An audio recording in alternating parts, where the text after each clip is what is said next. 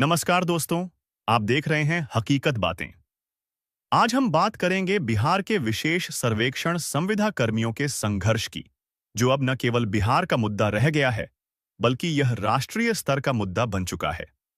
हाल ही में विभाग के अपर मुख्य सचिव एसीएस का एक वीडियो संदेश सामने आया है, जिसमें उन्होंने सीधे बर्खास्त कर्मियों से अपील की है कि वे विभाग के इस निर्णय के खिलाफ अपील करें।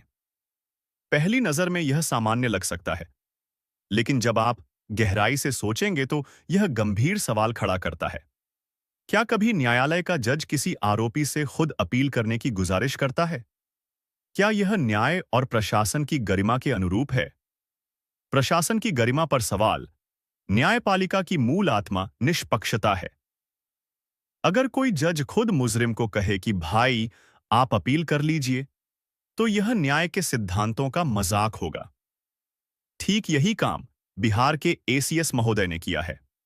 संविदा सेवा समाप्त होने के बाद नियमावली में पहले से ही 45 दिन का अपील का अधिकार मौजूद है।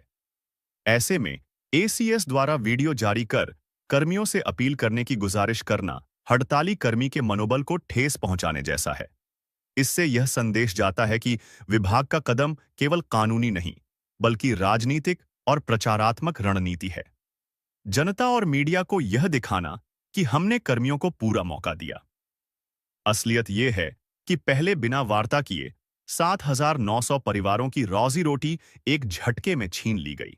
बिहार विशेष सर्वेक्षण परियोजना के तहत वर्षों से काम कर रहे लगभग 7,900 संविदा कर्मियों को विभाग ने यह कहकर बर्खास्त कर दिया कि यह परियोजना अस्थायी थी और इसके समाप्त होने पर संविदा सेवा स्वतः समाप्त हो जाएगी। लेकिन यह कर्मी कोई सामान्य कर्मचारी नहीं है। इनमें से अधिकतर डिप्लोमा धारक और बीटेक पास तकनीकी विशेषज्ञ हैं। इन लोगों ने डिजिटल भूमि सर्वेक्षण, राजस्व सुधार और तकनीकी विकास जैसे कार्यों में महत्वपूर्ण योगदान दिया है। सरकार का तर्क है कि परियोजना समाप्त हो गई, इसलिए नौकरी भी समाप्त। लेकिन सवाल यह है कि क्या इतने प्रशिक्षित तकनीकी विशेषज्ञों को सीधे बेरोजगार कर देना ही समाधान है? बिल्कुल नहीं। सरकार चाहे तो इन कर्मियों को अन्य विभागों में समायोजित कर सकती है। अगर वर्तमान नियमावली में प्रावधान नहीं है, तो नियमावली में संशोधन करना चाहिए। नियम कानून जनता के हित के लिए बनाए जाते हैं, न कि जनता को तबाह करने के लिए। एसीएस की अपील का असली मकसद क्या है? एसीएस महोदय का वीडियो संदेश सवालों के घेरे में है। जब अपील का अधिकार पहले से ही मौजूद था, तो फिर इस वीडियो संदेश और प्रेस विज्ञप्ति की क्या जरूरत थी? संभावित कारण। 1. जनता को यह दिखाना कि विभाग बहुत निष्पक्ष और पारदर्शी है। 2. मीडिया के सामने यह साबित करना कि सरकार ने कर्मियों को पूरा अवसर दिया। 3. कर्मियों को कानूनी दांव पेंच में उलझाना ताकि आंदोलन की ताकत कमजोर हो जाए। असल में यह वीडियो एक प्रचारात्मक हथकंडा है, न कि असली समाधान। पक्ष और विपक्ष की चुप्पी। क्या सरकार चुनाव से नहीं डरती? यह मुद्दा अब केवल बिहार तक सीमित नहीं रहा। पक्ष और विपक्ष दोनों दलों को इस पूरे घटनाक्रम की पूरी जानकारी है। यह मामला अब राष्ट्रीय स्तर का मुद्दा बन चुका है। संसद और मीडिया में भी इसकी चर्चा हो चुकी है। फिर भी बिहार सरकार की चुप्पी बेहद चौंकाने वाली है। ऐसा लगता है कि सरकार को चुनाव हारने का भय तक नहीं रहा। सरकार यह मानकर चल रही है कि चाहे जनता कितनी भी नाराज क्यों न हो, वह अपनी सत्ता को बचा लेगी। लेकिन इतिहास गवाह है कि जनता की आवाज को दबाने वाली सरकारें लंबे समय तक नहीं टिकती। अगर 7,900 परिवारों का संघर्ष इसी तरह अनसुना रहा, तो यह राजनीतिक सुनामी का रूप भी ले सकता है। नीतीश कुमार लगातार यह दावा करते रहे हैं कि उनकी सरकार 1 करोड़ रोजगार देने का वादा निभाएगी। लेकिन हकीकत यह है कि एक ओर मुख्यमंत्री रोजगार देने का वादा करते हैं, दूसरी ओर विभाग के अधिकारी लोगों की नौकरियां छीनने का काम कर रहे हैं। 7,900 तकनीकी कर्मियों की बर्खास्तगी न केवल इन परिवारों के लिए संकट है, बल्कि बिहार के विकास के लिए भी। ये कर्मी वर्षों के अनुभव के साथ तकनीकी रूप से प्रशिक्षित हैं। इन्हें सड़क पर छोड़ देना मानव संसाधन की बर्बादी है। समाधान यही है कि इन कर्मियों का अन्य विभागों में समायोजन किया जाए। यदि वर्तमान नियमावली में यह प्रावधान नहीं है, तो सरकार को नियमावली में संशोधन करना चाहिए। एसीएस महोदय की अपील यह साबित करती है कि विभाग ने शुरुआत से ही सही रास्ता नहीं अपनाया। पहले बिना किसी वार्ता के सीधे बर्खास्तगी का आदेश जारी कर दिया गया। अब वीडियो संदेश के जरिए अपील की बात की जा रही है। अगर शुरू में ही कर्मियों के साथ संवाद और वार्ता होती तो यह संघर्ष इतना बड़ा नहीं होता। सरकार को चाहिए कि 1. तुरंत कर्मियों के साथ संवाद स्थापित करे। 2.